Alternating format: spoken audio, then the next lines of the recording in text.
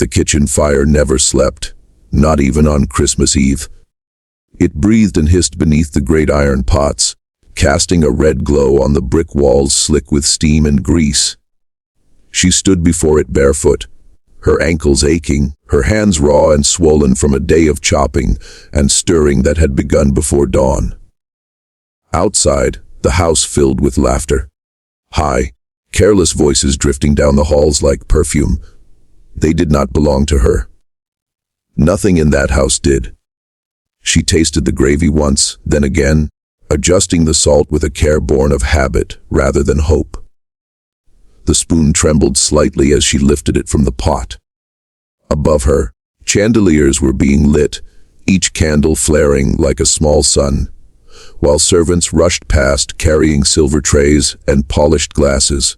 Tonight was the Christmas ball, the grandest Charleston had seen in years. Tonight, her master would boast of prosperity and piety beneath wreaths of holly, his guests praising the warmth of his table. She had cooked for every celebration he ever held. Birthdays, weddings, victories she was never meant to understand.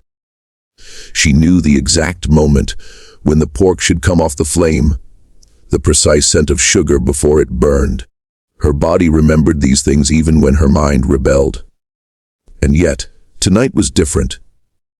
Tonight, something old and coiled finally stirred. In the darkest corner of the pantry, behind sacks of flour and a barrel gnawed thin by rats, she had found it. A small tin, unlabeled, its contents pale and fine as dust. She knew what it was without being told. She had watched vermin stiffen and die from less. The knowledge settled into her bones with a terrible calm. As the guests arrived, stamping cold from their boots and shedding cloaks heavy with winter air, she stirred the pot one final time. The fire cracked softly, as if whispering encouragement. Somewhere above, a violin began to play. She tipped the tin, just enough, and watched the powder vanish into the rich brown surface. The gravy swallowed it whole. No bell tolled. No voice cried warning. The food was carried away, dish by shining dish, into rooms blazing with light. She wiped her hands on her apron and stood very still, listening as the house breathed in, unaware that it would soon begin to choke. The decision does not arrive all at once, nor does it come with thunder or tears. It begins as an awareness, quiet and suffocating, when she overhears the talk of the Christmas ball and understands what it truly represents. The house buzzes with preparation, but beneath the excitement lies something sharper. This celebration is meant to honor her master's ascent, his wealth multiplied through the same hands that bleed in his kitchens and fields.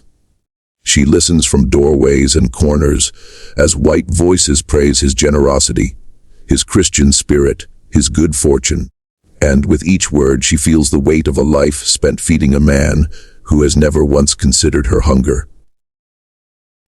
The ball is not merely a party, it is a public victory lap, a declaration that his power is permanent and righteous, sanctified by tradition and applause. She thinks of the years that brought him here. The seasons measured not by holidays, but by pain, the summer heat that cracked her skin, the winters when her breath fogged the air as she rose before dawn to light the kitchen fire. She remembers how her mother once cooked in this same house, until her back bent so sharply it seemed she might fold in on herself. She remembers being told, even as a child, that she should be grateful to belong somewhere, grateful to have work, grateful to eat scraps from the table she helped prepare. Gratitude, she learned early, was demanded most loudly from those who had nothing to be grateful for. When the news of the ball spreads, she notices how it alters the household. The master walks taller, his laughter louder. His wife frets over decorations and meanness, oblivious to the tension in the servants' quarters. Extra food is ordered, finer ingredients brought in from the docks, spices she has only ever smelled from afar, now placed directly in her hands. The abundance feels grotesque. She calculates how many mouths those supplies could have fed beyond these walls, how many lives might have been softened by even a fraction of such excess. Instead, it will all be consumed in a single night by people who will leave satisfied and never think of this house again. What pierces her most is not cruelty alone, but celebration. She has endured violence, humiliation, loss. These things are brutal but honest in their intention. Celebration, however, demands participation. She is expected to smile, to cook with care, to help craft an illusion of warmth and benevolence. The food must be perfect, the flavors balanced, the presentation flawless, because the feast itself is proof of her master's greatness. Every dish becomes propaganda. Every satisfied guest another witness affirming that this world is just as it should be. As she works, memory intrudes without warning. She recalls a boy sold south after being accused of stealing bread, his cries echoing long after the wagon disappeared. She remembers the night her own child was taken from her arms because a debt needed settling elsewhere. The master had not even been present for that transaction. It was handled by a man acting in his name, which somehow made it worse. Power, she realizes, is most terrifying when it doesn't bother to watch the damage it causes. The Christmas ball, she understands, is meant to erase all of this. Laughter will fill the halls where screams once echoed. Music will drown out the sound of chains remembered but not forgotten. Guests will praise the hospitality of the house without seeing the cost of each bite they take. The event will pass into memory as something elegant and joyous, while her suffering, and the suffering of countless others, remains unspoken and unrecorded. This realization settles over her like ash, coating every thought, every movement. At some point, the awareness shifts. It hardens. She stops asking why this is happening and begins to ask why it should continue. The question is dangerous, but it feels inevitable, like stepping onto a path already laid out beneath her feet. If this night is meant to crown him, to fix his legacy in the minds of the living, then it is also the night when that legacy is most vulnerable. His triumph depends entirely on her labor, on the unseen hands that prepare the feast. Without her, there is no celebration, no proof of his supposed virtue. She does not think in terms of heroism or martyrdom. She thinks of balance, of a scale so long tipped that it has nearly shattered. If the world insists on marking this night as joyous, then she will ensure it is remembered differently, even if only in whispers. The idea frightens her, but it also brings a strange clarity. For the first time, the future does not feel like an endless corridor of identical days. There is a point ahead where something changes, where the story bends, and she is no longer merely inside it, but shaping it with her own hands. The pantry is a narrow room that smells of grain, dust, and old wood, a place she has entered so many times that her body knows its dimensions in the dark. She comes here after midnight, when the house settles into a false peace and even the overseer's footsteps fade. A single lantern hangs from a nail, its flame weak but steady, throwing shadows that stretch and bend along the shelves. She tells herself she is only taking inventory, counting what must be prepared for the feast, but her hands move more slowly than usual, lingering on sacks and jars, as if searching for something she has not yet named. Rats have always been a problem in this house. They gnaw through barrels and leave droppings behind flour bags, bold enough to scurry across the floor even when servants pass. She has seen them die before, stiffening near the walls after tasting something left out deliberately. She was never the one who set it down, but she watched, and she remembered. Knowledge like that does not disappear just because it is forbidden. She kneels to check a barrel pushed far back against the wall, one she rarely touches because its contents are seldom needed.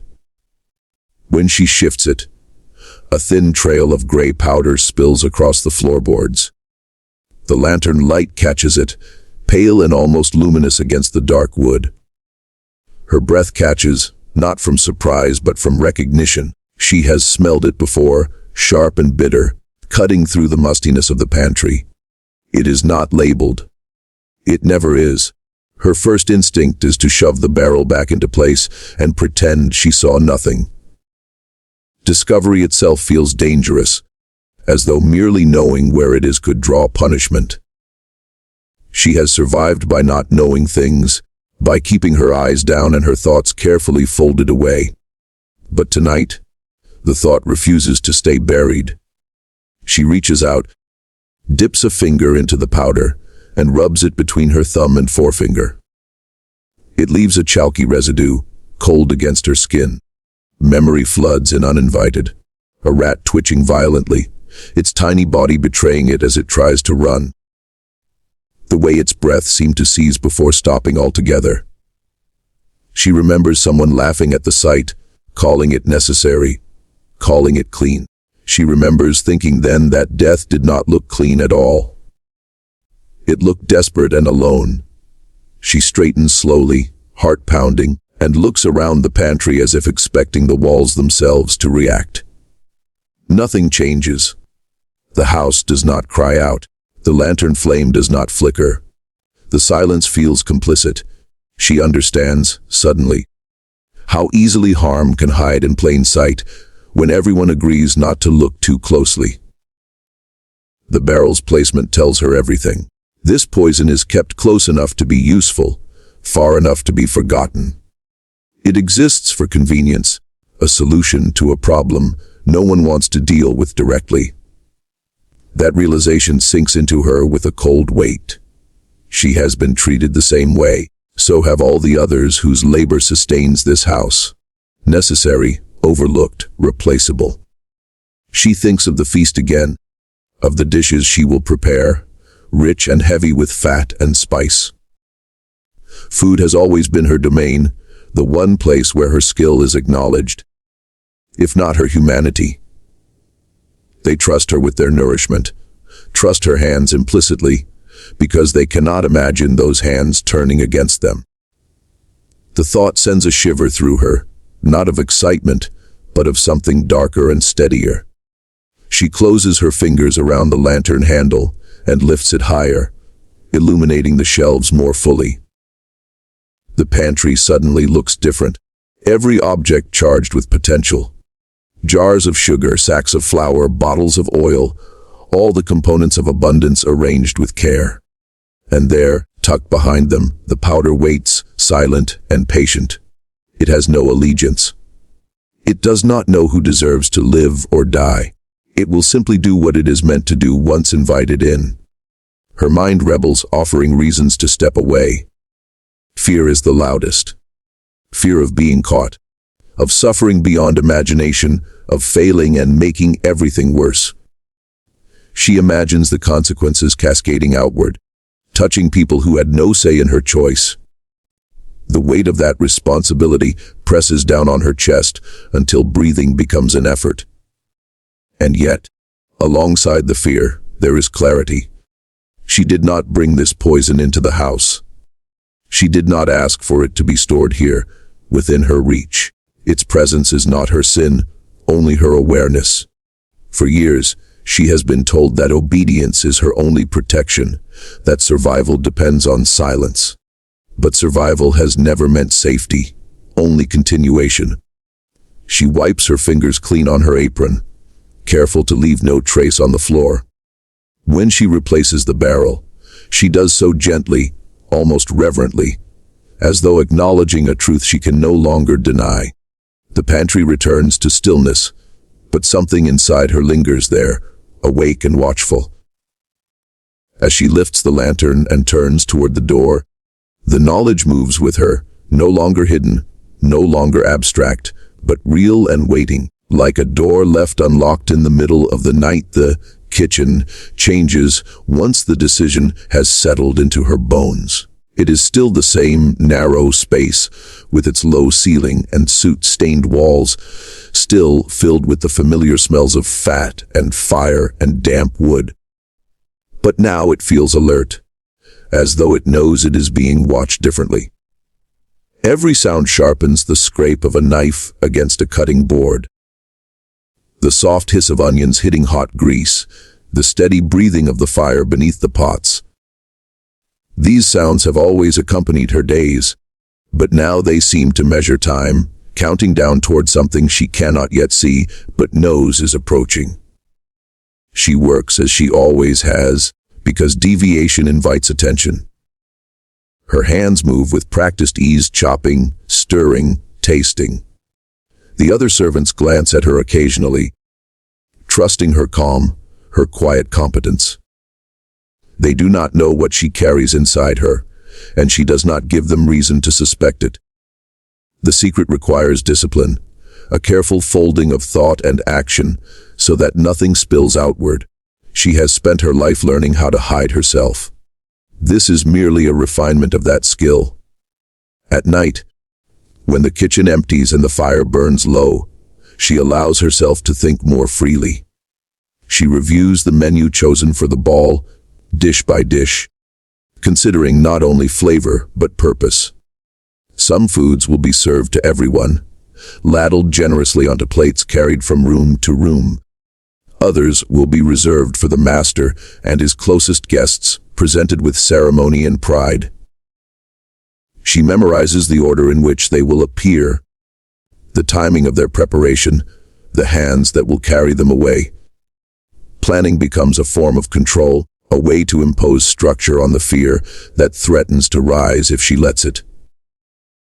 She measures ingredients with care, more careful than ever before. Precision matters now in ways it never has. Too much of anything invites suspicion, too little risks failure. She thinks of the powder in the pantry, how little it took to still a rat's heart. The memory steadies her rather than repels her.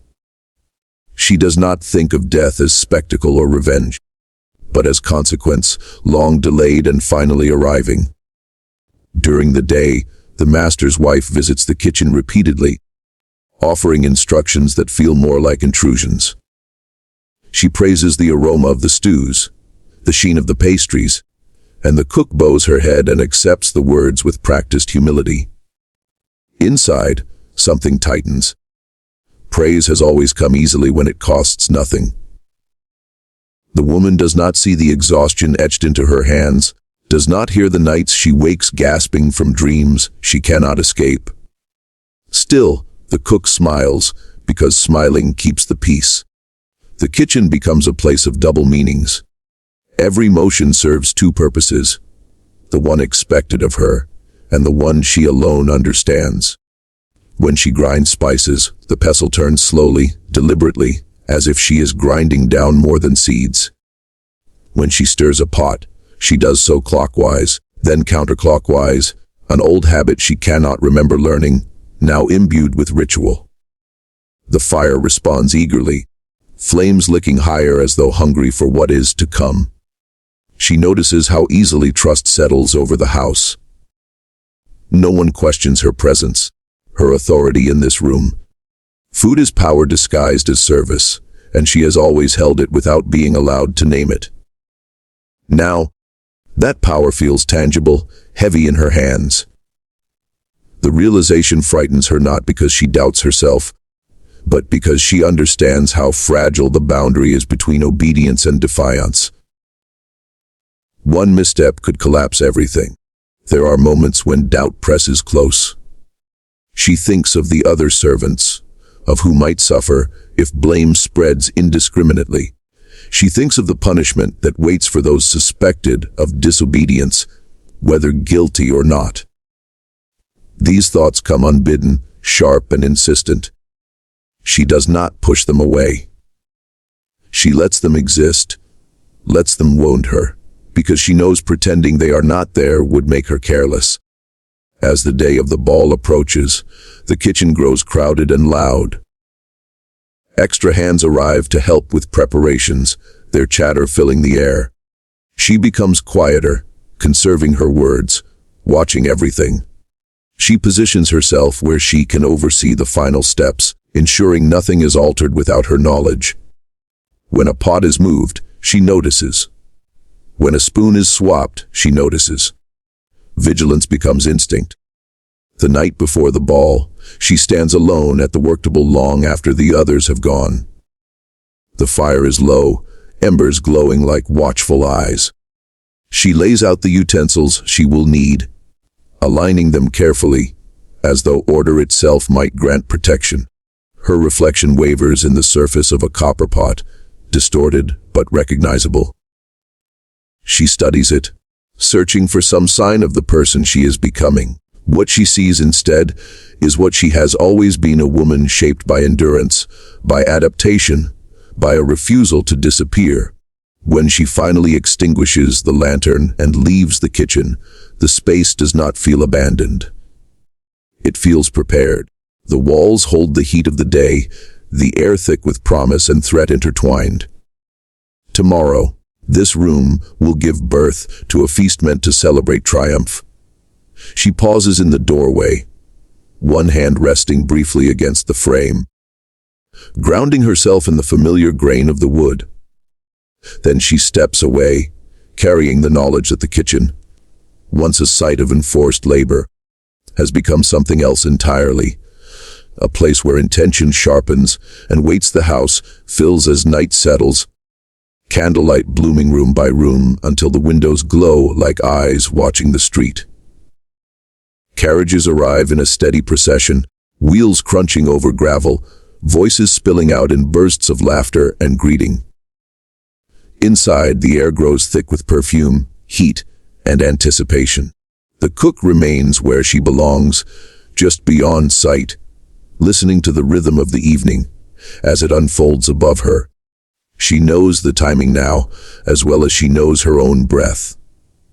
The first trays leave the kitchen carried by steady hands, their lids gleaming, steam curling upward in fragrant ribbons. She watches them go, her expression unchanged, her posture composed. This is the moment when her skill is meant to shine, when success is measured by satisfaction and praise. From the doorway, she hears the swell of conversation as the food arrives, the clink of cutlery, the pleased murmurs that ripple outward like a tide. The music begins shortly after, a lively tune that sets feet tapping and voices rising. She continues to work, because the work does not stop simply because the guests have begun to eat. More dishes must be finished, sauces kept warm, plates readied for the next course. Her hands do not shake. The calm surprises her, settles over her like a second skin. Above, the house exhales contentment, unaware of what it has taken in. It begins subtly. A pause in laughter here, a cough there. Someone comments on the richness of the food, how heavy it feels after only a few bites. The cook hears fragments carried down the hall by passing servants, their faces still relaxed, their steps unhurried. Illness, when it arrives quietly, is easy to dismiss. The music continues, violins bright and insistent, urging the night forward. As more plates are cleared and replaced, the sounds shift. Chairs scrape back unexpectedly. A glass shatters, followed by nervous laughter that tries and fails to smooth over the moment. A guest asks for air, another for water. The servants exchange glances but keep moving, trained to maintain the illusion at all costs. The cook stands at her station, stirring a pot she no longer needs, listening with a focus so sharp it borders on pain. The master's voice rises above the din at one point, booming with practiced authority, assuring everyone that the heat is to blame, that Charleston winters can be deceiving. His confidence is meant to steady the room, and for a moment it almost does. The music swells again, louder now, as if volume alone might force the night back onto its proper course. The dancers return to the floor, though their steps lack earlier enthusiasm. Then someone retches, the sound unmistakable and raw. It cuts through the melody like a blade. The musicians falter, notes tangling, before pressing on under sharp instruction. The guests' smiles strain, their conversations growing disjointed. Hands press against stomachs. Foreheads glisten with sweat, despite the cool air seeping in from open doors. What was indulgence moments ago now feels excessive, even threatening. The cook hears a servant run past the kitchen, breath ragged, calling for help. Another follows, pale and wide-eyed. Still, no one comes for her. No one suspects the source of the trouble lies below, in the place that has always sustained them. She remains invisible, as she has always been, her presence taken for granted even now. Above, the ball fractures into pockets of confusion. Some guests insist on leaving, their pride bruised by weakness they cannot explain. Others cling stubbornly to normalcy, refusing to abandon the evening to discomfort. The master's wife moves through the room with forced grace, her face tight, issuing quiet orders meant to contain the damage. Wine continues to be poured, though fewer hands reach for the glasses. As time stretches on, the symptoms worsen. Strength drains from limbs that once moved with ease. Voices grow thin, edged with fear. The music finally stutters to a stop, the silence that follows louder than any song. In that hush, the reality can no longer be denied. Something is wrong, deeply and irrevocably wrong. The cook feels the shift as surely as if the floor beneath her feet has tilted. The house no longer breathes in harmony. It gasps. From the kitchen doorway, she glimpses the hallway clogged with bodies slumped against the walls. Servants struggling to support guests twice their weight. The smell of sickness creeps downward, mingling with the sense of the feast, turning abundance sour. Her master is brought past the kitchen at last, his face gray, his fine clothes rumpled. The authority that once radiated from him reduced to a hoarse whisper. His eyes flick toward the kitchen without recognition, sliding past her as they always have. In that moment, the distance between them feels vast and final. She steps back into the shadows as the chaos swells, her part in the night complete. Cries echo through the halls now, unrestrained, prayers and accusations tangling together. Outside, carriages wait abandoned, horses stamping nervously, as if sensing the disturbance within. The celebration has collapsed inward, devouring itself, and the cook stands alone amid cooling pots and dying embers. Listening as the house learns, too late, the cost of its trust the night does not end cleanly. It unravels. The house, once so carefully ordered, dissolves into a confusion of bodies and voices, of commands shouted and ignored.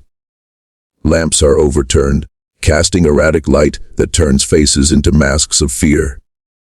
Servants run where they once walked, clutching linens, fetching water, calling for doctors who are miles away and unlikely to arrive in time. The air grows heavy with the sound of suffering, a chorus that rises and falls without rhythm. Through it all, she moves quietly, guided by instinct and the long habit of not being noticed. No one watches her closely. Attention is a currency spent elsewhere now, hoarded for the visibly dying and the socially important. She passes through the kitchen, her domain, and feels a strange tenderness for it. The pots still hold warmth, the food untouched now, abandoned mid-course, as if time itself recoiled. She wipes her hands on her apron, not to clean them, but to ground herself in the familiar motion. The fire crackles weakly, unaware of the lives it has helped change. She does not rush. Panic belongs to those who have something to lose. Instead, she listens, mapping the house by sound. She waits for the moment when the chaos reaches its peak, when the servants' hierarchy collapses under urgency and no one remembers to count heads or guard doors. That moment arrives with a cry from the front hall, sharp and piercing, announcing that someone important has stopped breathing. The sound pulls everyone toward it like a tide. She slips away from the kitchen then, moving through corridors she knows better than most. Her feet avoid the creaking boards by instinct. She keeps her head down, her posture bent in the familiar shape of service. A basket rests on her arm, filled with scraps and cloth, the kind of thing no one questions. She passes by rooms where guests lie sprawled on settees and floors, their finery stained and ruined. Some moan softly, others lie terrifyingly still. She does not stop. Mercy, she knows, is not hers to give now. At the servants' entrance, the door stands ajar, forgotten in the rush. Cold air seeps in, sharp and clean, slicing through the stench of sickness. She pauses there, one hand on the frame, listening for pursuit. There is none. The house has turned inward, consuming itself. She steps outside and pulls the door closed behind her without sound. The night embraces her immediately. The sky is low and clouded, the moon hidden, as if conspiring in her escape. She moves along the side of the house, past hedges trimmed for appearances she will never see again. Her breath fogs the air, each exhale visible proof that she is still alive. With every step away from the house, something inside her loosens. Though she cannot yet name it as relief, she does not head for the roads. Roads lead to questions, to people, to capture. Instead, she follows paths learned in fragments over years, from whispered directions and stolen glances. She skirts the edge of the property, crosses through damp ground where her shoes sink silently, and reaches the stand of trees that borders the land. There, she stops and looks back once. From this distance, the house glows unnaturally, light spilling from every window, a beacon of distress rather than celebration. She imagines the stories that will grow from this night, how they will be told and retold, reshaped by fear and denial. There will be talk of bad food, of illness, of divine punishment. There will be no mention of her name. The thought brings neither pride nor regret. Anonymity is its own kind of freedom. She turns away and enters the trees. The ground is uneven, roots reaching up like grasping hands, but she navigates them carefully. The forest smells of damp leaves and earth, ancient and indifferent. Here, the sounds of the house fade quickly, swallowed by the vastness of the night. Her heartbeat slows to match the rhythm of her steps. As she walks, memories press in, not of the night just past, but of all the nights before it. The years of labor, the losses, the small humiliations that accumulated like sediment. She feels them recede, not vanish, but loosen their hold. What she has done cannot be undone, but neither can what was done to her. The balance, however imperfect, has shifted. She knows the danger is not over. There will be searches, suspicion, perhaps punishment visited on those left behind. The knowledge sits heavy in her chest, a weight she will carry forward. Freedom, she understands now, is not clean. It is tangled and fraught and shadowed by consequence. Still, it is hers to pursue. Dawn will come eventually, bringing light and reckoning. She walks through the dark toward a future undefined, guided by nothing but instinct and resolve. Somewhere ahead lies uncertainty, hunger, fear, and perhaps moments of peace she has never known. Behind her, the house groans and flickers, a wounded beast gnawing at itself, while the night closes in, erasing her footprints as she disappears into the world, leaving only whispers in her wake.